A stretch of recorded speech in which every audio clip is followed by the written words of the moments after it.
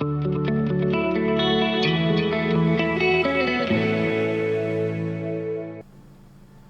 so the Nintendo show for the Switch 2 just happened, so I figured I'd give my quick impressions. Overall, it was good as far as the hardware. The chat feature is finally here. Yay! That's finally something they've always needed. They finally have it.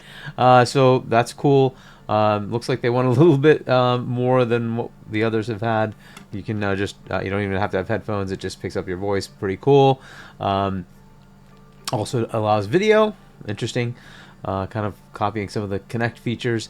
And then they have some family sharing things, which, it kind of reminds me of Xbox One, where they had a family share capability. You could kind of share your game with your friends, play the game together. Kind of a cool little feature. I think they've had that before as well, but kind of a nice feature. And then, of course, they had that virtual card thing. They already showed that before. Interesting stuff. The mouse feature, well, that could be kind of an interesting feature just depending on the game. And I guess you could have games specific to that feature. I just wonder how that works if it was a game that's going to be on other platforms. Probably not the greatest idea, I guess, but we'll see how that goes. And yeah, as far as the games, so this part, I'm a little disappointed that there was no 3D Mario, but hey, they did show a bunch of other things. They got the new Donkey Kong game as well. A lot of third-party support. That was pretty cool. Elden Ring is going to show up there. I'm guessing there's going to be more games announced. There might be some time delay before those games are made or ported over to the Switch 2. So it looks like we've got something there. Pricing wise, $450. Okay, it's kind of getting up there, but I suppose that's the world we're in. So $450 for this device, 256 gigs of storage. Okay, that's not bad. We'll assume some of the assets are going to be smaller, so maybe game installs won't be as large. You are able to add external storage. It is not as performant as the PlayStation or Xbox Series consoles. It's under a gigabyte a second, so, but still, it could be good enough for what they're trying to accomplish here. So hopefully it'll be in line with what we get on the other platforms. All the games need to be installed. So apparently your even if you buy a physical, it's just a license key. It's not the game. You have to download the game and install it on your storage. Interesting, just like the other two are doing. This is kind of the world we're in now, right? So there's that. Prices for the games seem to be kind of going up. It seems $70 kind of normal, $80 in some cases. So we'll see how that goes, but it looks like they've embraced the newer price structure. Of course, third parties are probably always going to do that anyways because they've been charging $70 on the other platforms. So I guess that's where we are now. But yeah, a lot of third-party support. A lot of the games that have been skipping the Nintendo platform for a while are now back. That's cool. But yeah, it would have been nice to see that 3D Mario, but hopefully they'll show that later. Maybe they just have it. It was already 60 minutes. Maybe they just didn't want to keep going. But they show quite a bit, and then an exclusive From Software game. That's pretty cool. So good for them. However, I gotta say, I'm not happy with any of those third-party publishers doing exclusivity deals, but it is what it is. Maybe like like the other publishers have done, they paid for the production of that game. Okay, fair enough. We'll see if that's a good thing or a bad thing. Hopefully it's a timed exclusivity window and other platforms get it.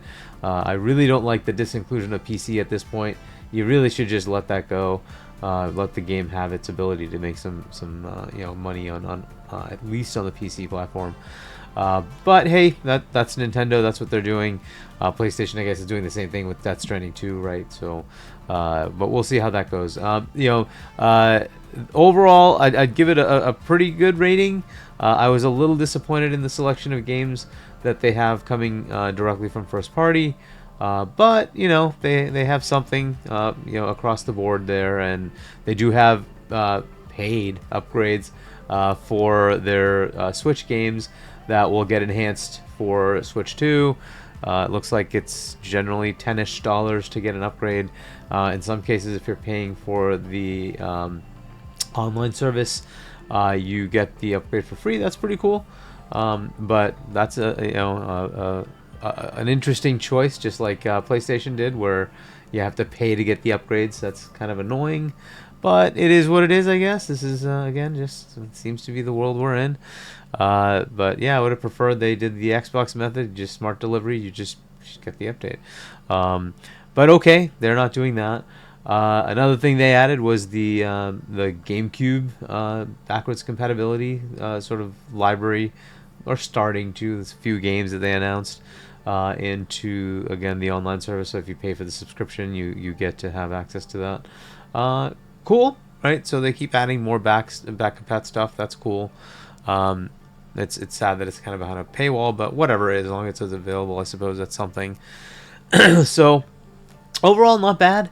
A lot of cool little things that they announced about the hardware itself. We'll see what the actual characteristics are when we kind of get prototype hardware out there. Like, what is the battery life? I don't think they even mentioned that. So it'd be nice to know, like, how long it works, and in portable mode. And we'll get more as far as gameplay. When people are docked versus undocked, how well it works, what does it look like, and what the fluidity is. Interesting, it's a 120 hertz panel. A lot of people were saying, yeah, it's never going to be that. Well, that's it. The rumors were there. It's 120 1080p. So that's pretty good. So we'll see when it comes out how well it performs, how well it does. It didn't seem to, go above what we have today, but then again, I wouldn't expect that of Nintendo. This is not the console that's gonna, beat a PS5 Pro or a 4080 or something like that. We shouldn't expect that. This is, a portable console. Just keep that in mind.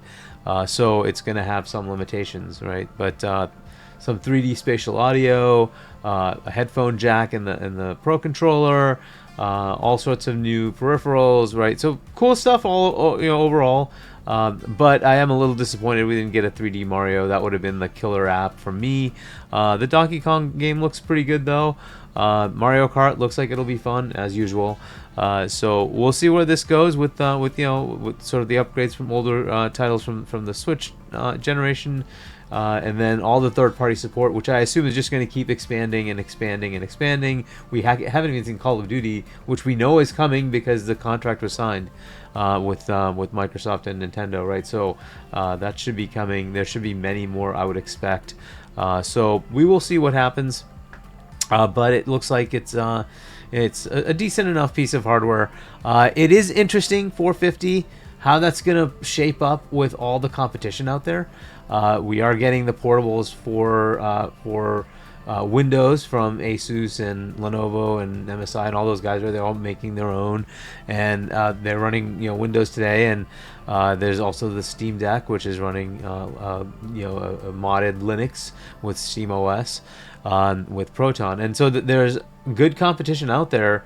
I think the Steam Deck is even cheaper than this, and you can get a cheaper version of the ROG Ally, and this could be an interesting, time, right? So certainly they have a catalog of games, but then again, so does PC. It has a much larger catalog of games. Is this going to be a potential hit on the sales for the Switch 2 at being 450? And it has to compete with all those. Xbox is working with partners to try to create an Xbox handheld hybrid thing. We'll see what that looks like, and then they have their own handheld in the works. Is that going to compete well with this? We will see. This is all interesting, right? The market is shifting quite a bit. We'll see how well this one sells. Certainly, the Switch 1 was a runaway success, so you can't knock that. But will this kind of compete in the same space? I think the Switch originally launched at like $300, I want to say. So this is substantially higher, right? It's a good 50% higher in cost. Is that going to deter people?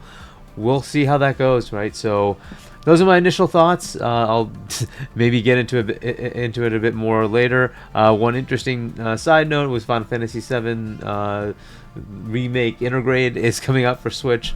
No announcement yet for Xbox. That's kind of funny, but that will be something we'll probably get into later at some point. All right, well, those were my thoughts. I'll catch you guys later. Hey there, I wrote a book and I'd love for you to check it out.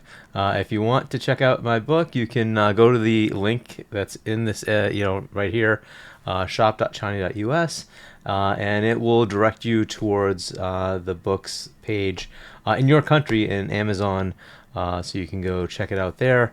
And yeah, I'd love to see if you're interested, and let me know in the comments if you liked it.